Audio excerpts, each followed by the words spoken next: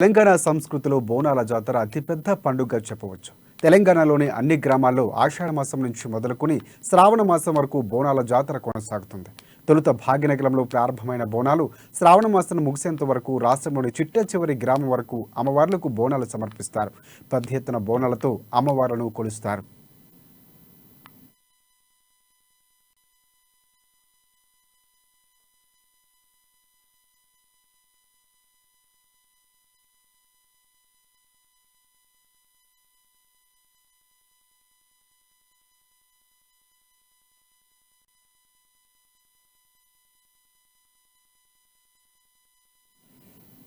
ఇక తెలంగాణ పండుగల్లో బోనాల పండుగ ప్రధానమైనది. ఇక రాష్ట్ర ప్రజలు జోరుదారుగా జరుపుకునే పండుగల్లో బోనాల జాతర ప్రముఖమైనది. మైసమ్మ, మారెమ్మ, పోచమ్మ, ఎల్లమ్మ, పెద్దమ్మ, డొక్కాలమ్మ, అంకాలమ్మ, పోలేరమ్మ లాంటి మొనగో పేర్లతో ఆ జగజ్జనని భక్తులు కొలుస్తారు.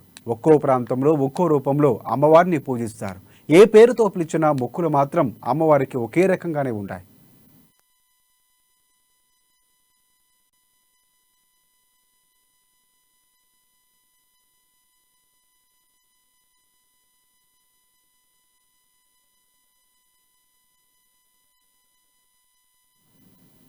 ఇక భాగ్యనగరంలో జంట నగరాల్లో బోనాల పండుగ అంగరంగ వైభవంగా జరుగుతుంది. తొలిసారి గోల్కొండ జగదాంబిక ఆలయంలో ఈ వేడుకలు ప్రారంభమవుతాయి. ఆ తర్వాత సికింద్రాబాద్ ఉజ్జయిని మహంకాళి ఆలయంలో బోనాల పండుగను నిర్వహిస్తారు. మరుసటి రోజు రంగం నిర్వహించి భవిష్యవాణి కార్యక్రమం ఉంటుంది. చివరగా లాల్ దర్వాజా సింహవాహిని ఆలయంలో బోనాలను నిర్వహిస్తారు. మరుసటి రోజు రంగం పూర్తయ్యాక హైదరాబాద్ సిటీలోని మిగతా ఆలయాల్లో ఆషాఢం ముగిసేంత వరకు బోనాలు అమ్మవార్లకు సమర్పిస్తారు.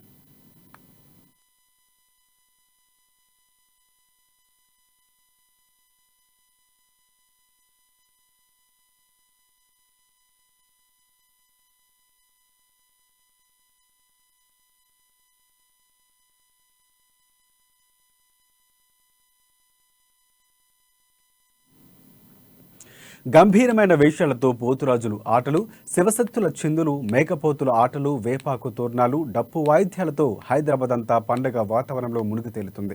ఏ గల్లీకి పోయినా అమ్మవారి మామిడాకులు, వేపాకులు తోరణాలు, డోలు వాయిద్యాలే వినిపిస్తున్నాయి.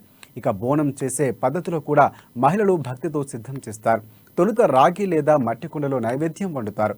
ఆ తర్వాత పసుపు పెట్టి వేపాకు కట్టి అఖండ జ్యోతిని వెలిగించి గుగ్గిలం మైసీలకు వేసి ఇక అమ్మవారిని ఇళ్లలో మొక్కులు సమర్పిస్తారు. అనంతరం అమ్మవారి ఆలయానికి బయలుదేరి వెళ్తారు. దారి పొడుగునా అమ్మవారి తమ్ముడుగా భావించే పోతురాజుల ముందు నడుస్తూ ఉండగా బోనాలు నెత్తినెత్తుకుని మహిళలు నడుచుకుంటూ వస్తారు. ఆ సన్నివేశంలో శివశక్తుల చిందులు, పోతురాజులు ఆటలు ప్రత్యేకంగా ఆకట్టుకుంటాయి. ఇక 4 రోజుల పాటు నగరం గ్రామాన్ని తలపిస్తుంది.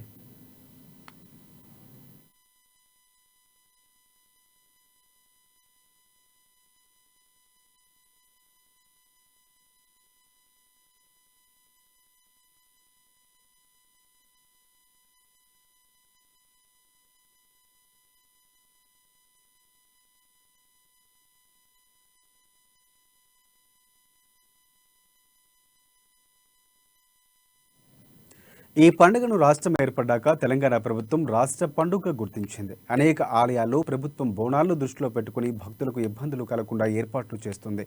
హైదరాబాద్లో బోనాలు ముగిసిన అనంతరం తెలంగాణ పల్లెల్లో బోనాలు షురు అవుతాయి. ఆషాఢ శ్రావణ మాసాల్లో ఆదివారం, శుక్రవారాలు కలిసి వచ్చే విధంగా బోనాలు నిర్వహిస్తారు.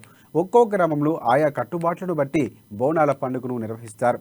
ఇంటిల్లపాది చల్లగా చూడాలని, అప్పుడే వచ్చే వర్షాలకు చేను చెలక ఉండాలని, కూడా పంటలు సరిగ్గా పండాలని అమ్మవారిని కొలుస్తారు.